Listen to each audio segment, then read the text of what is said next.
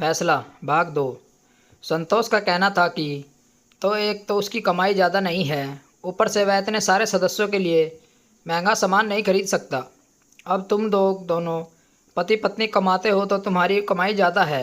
देखो, मैं यह भावुक होकर नहीं बल्कि प्रैक्टिकल होकर बोल रही हूँ, तो कोई भी मेरी बात को गलत मत समझना। लेकिन तुम दोनों अपनी मेहनत से कमा रहे हो तो तुम दोनों अपने भविष्य के बारे में भी सोचोगे। अपने लिए तुम्हें चिंता भी करना होगा। अपने बच्चों के लिए तुम बहुत बेहतर करने की सोचोगे। तो अगर तुम पूरे परिवार के लिए महंगी महंगी चीज़ें खरीदने लगोगे तो किसी न किसी समय तुम लोगों को यह भी लगेगा कि हम अकेले ही सभी पर खर्चा किए जा रहे हैं। तो एक साथ रहकर इन सारी चीज़ों का कारण मनमुटाव उत्पन्न हो, उससे बेहतर है कि तुम लोग किराए के घर में रहने के लिए चले जाओ। पहले भी तो हम लोग अलग अलग ही रहते थे ना, लेकिन हर सुख दुख में एक दूसरे के साथ थे। इसी प्रकार शहर में रहते हुए भी अलग अलग रहेंगे और हर दुख सुख में एक दूसरे के साथ खड़े रहेंगे।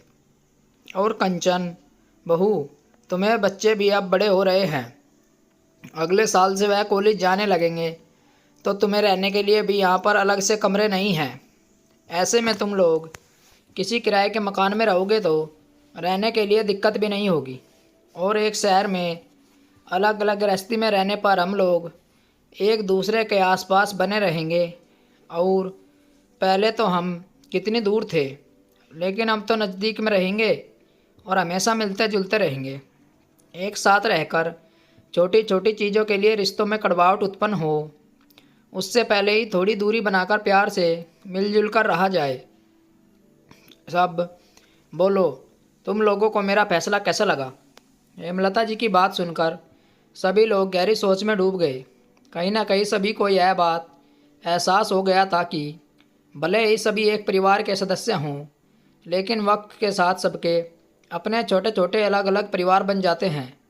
और ख़ासकर जब बच्चे अलग अलग गृहस्थी बसाकर रहने लगते हैं तो सबका खान पान और जीवन शैली, आर्थिक स्तर, सब कुछ अलग अलग प्रकार का हो जाता है।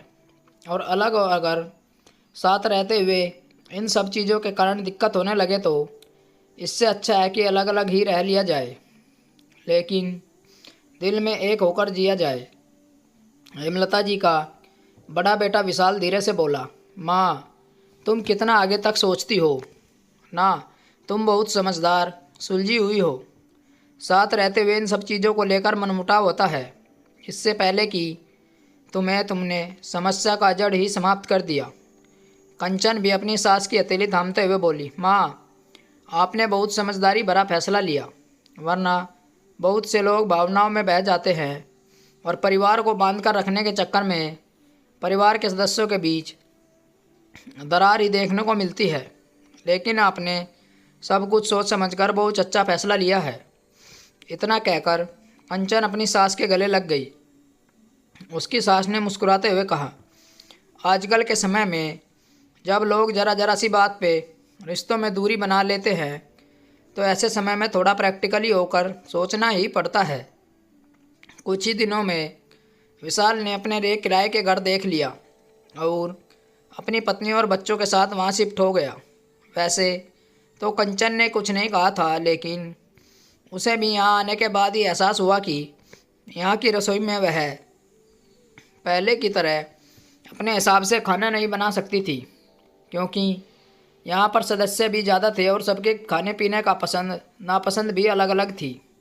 इसलिए शुरुआत से ही उसे बहुत दिक्कत हो रही थी, लेकिन उसने किसी से कुछ नहीं कहा, क्योंकि सबको फिर ये लगता कि उससे परिवार के साथ रहने की इच्छा नहीं है। इसलिए वह बहाने बना रही थी।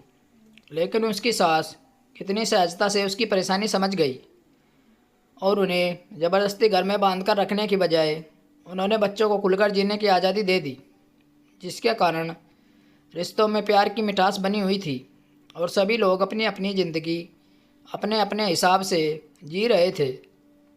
यह बात बड़ी अजीब लग सकती है, लेकिन एक ही परिवार के बच्चे जब अलग अलग शहरों में रहते हैं तो उनके आर्थिक स्तर के हिसाब से उन्हें रहन सहन और खान पान में काफ़ी फ़र्क आ जाता है। इसलिए जब साथ रहने की बात आती है तो ऐसी समस्याएं उत्पन्न होना आम बात हो जाती है। तो दोस्तों, आपको क्या लगता है, एक साथ रहकर एक दूसरे को परेशान करने में डालने से बजाय अगर थोड़ी दूरी बनाकर अलग अलग रहा जाए तो रिश्तों में प्यार बनाकर रखा जाए तो इसमें गलत क्या है? अपने विचार हमें कमेंट बॉक्स में ज़रूर बताएं और चैनल को सब्सक्राइब करना न भूलें। मिलते हैं आपसे ऐसी ही और एक अच्छी कहानी के साथ। कहानी सुनने के लिए धन्यवाद। राम राम दोस्तों।